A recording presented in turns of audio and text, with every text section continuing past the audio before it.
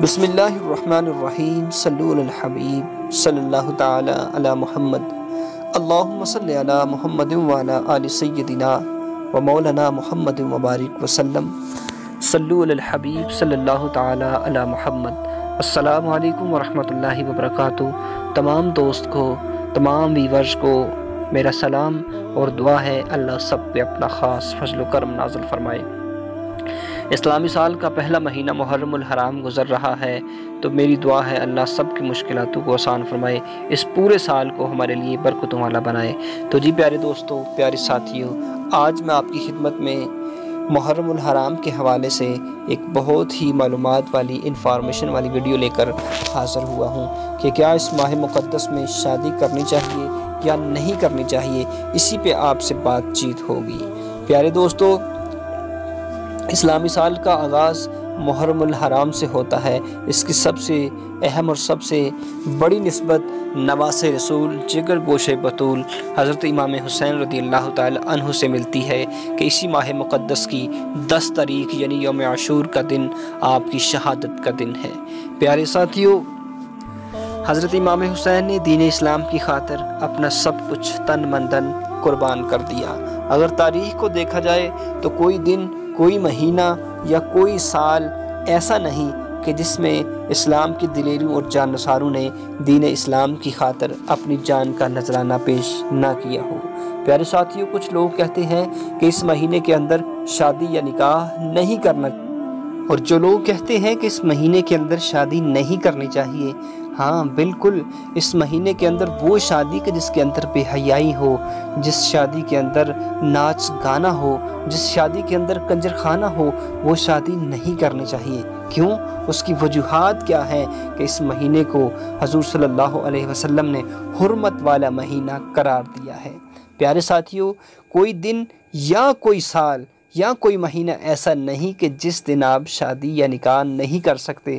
جس ٹائم دل چاہے آپ نکاح کر سکتے ہیں، کوئی ممانعت نہیں، لیکن وہ نکاح برکت والا ہوتا ہے، وہ شادی برکت والی ہوتی ہے کہ جس کے اندر حضور صلی اللہ علیہ وسلم کے اسوائے حسنہ کو اپنایا جائے۔ پیارے ساتھی، جس طرح اسلام کی آمد سے پہلے شوال کے مہینے کے اندر عرب لوگ شادی نہیں کیا کرتے تھے، عرب لوگ شوال کے مہینے میں شادی نہیں کیا کرتے تھے، لیکن حضور اکرم صلی اللہ تعالی علیہ وسلم نے اس رسم کو توڑا اور حضرت عائشہ صدیقہ سے اپنا نکاح کیا۔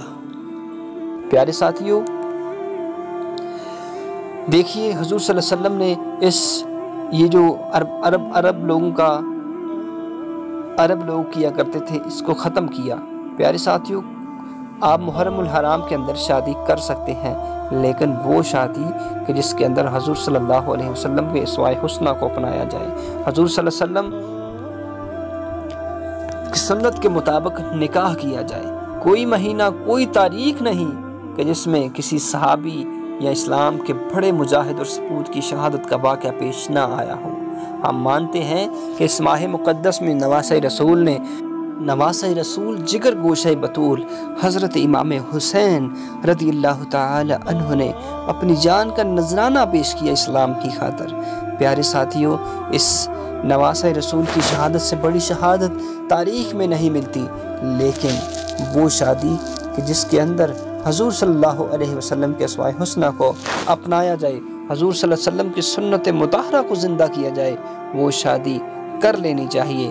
اسلام کسی دن نکاح سے رکنے کی اجازت نہیں دیتا۔ آپ نکاح کر سکتے ہیں، لیکن نکاح کرنے کے لیے دیکھا جائے کہ حضرت امام حسین رضی اللہ تعالی عنہ کا نکاح کس طرح ہوا، حضرت علی رضی اللہ تعالی عنہ کا نکاح کس طرح ہوا۔ پیارے ساتھیوں، خلفائے راشدین کی تاریخ کو پڑھا جائے کہ وہ کس طرح نکاح کیا کرتے تھے اور کس طرح حضور صلی اللہ علیہ وسلم کے اسوائے حسنہ کو زندہ کیا کرتے تھے۔ بالکل سادگی کے ساتھ نکاح کیا جاتا تھا۔ لیکن ماہ محرم الحرام کی حرمت کا خیال رکھتے ہوئے اس ماہ مقدس کا ادب و احترام کیا جائے۔ نکاح آپ کر سکتے ہیں لیکن مناسب طریقے کے ساتھ سنت مطہرہ کو زندہ کرتے ہوئے آپ نکاح کریں۔ اللہ ہم سب کی مشکلاتوں کو آسان فرمائے، ہماری پریشانیوں کو دور فرمائے، اس ماہ مقدس اور ببرکت مہینے کا ادب و احترام کرنے کی توفیق عطا فرمائے۔ آمین۔ وآخر دعوانا الحمدللہ رب العالمین۔